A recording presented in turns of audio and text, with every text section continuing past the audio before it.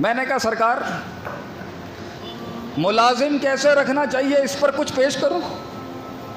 تو بڑے تمسخر کے ساتھ اگلے نے کہہ دیا شیخ صاحب کی گل کرتے پہ ہو تجھ سے، مطلب یہ تو دنیاوی کام ہے، آپ وہ بات کریں نا اللہ اللہ جو آپ کا ہوتا ہے۔ ہم نے کہا سرکار ملازم کیسے رکھتے ہیں؟ امپلائمنٹ کے جو اصول ہیں شریعت سے مل سکتے ہیں آپ۔ بولا شیخ صاحب کیا بات کر رہے ہیں آپ؟ سر ہم آپ کو بتا رہے ہیں ہم نے 3 بر اعظم چلائے ہیں، 1000 لوگوں کی کمپنی چلانا تو ہمارے بچوں کا کام ہے۔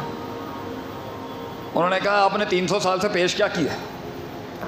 میں نے کہا ہاں کمپنی تھوڑی نقصان میں جا رہی ہے لیکن پھر واپس آ جائے گی انشاءاللہ ایک دن، لیکن ہم نے بڑا راج کیا، بڑے مسائل ہمارے بھی تھے، HRM کے، فلاں کے، مارکیٹنگ کے، سیلز کے، تمہارے پاس ایسا کیا تھا جو ہم نے چلایا ہے نا معاملہ۔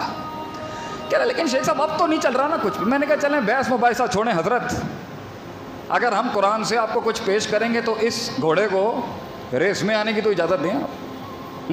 ہم تو ابھی ہمارا تو داخلہ ہی ممنوع کر دیا نا، ہم نے خود ہی کر لیا، اپنے آپ کو مقید کر کے ان موضوعات میں رکھ کے ہم نے ہی اپنی سلطنت چھوڑی ہے۔ سب موضوع ہمارے تھے، سب کلیات ہمارے تھے، سب جزیات ہماری تھیں، سب میکروز اور مائکروز ہمارے تھے، کون سی ایسی چیز نہیں ہے جس پر دین بات نہیں کرتا۔ ہم نے چھوڑ دیا نا کلیم کرنا، ہم نے رکھ لیا اپنے آپ کو وہی مقید کے اندر۔ کون سا؟ اس نے کہا چلیں ٹھیک ہے شیخ صاحب آپ بولیں، بہت بڑا آدمی تھا، نام نہیں لے سکتا کراچی کا، بڑے بڑے لوگ بیٹھے ہوئے، لیڈرشپ کی کانفرنس ہو رہی۔ میں نے کہا اٹھائیں قرآن۔ موسیٰ علیہ السلام کو جب رکھنے کی بات کی ان کی بیٹی نے کیا کہا؟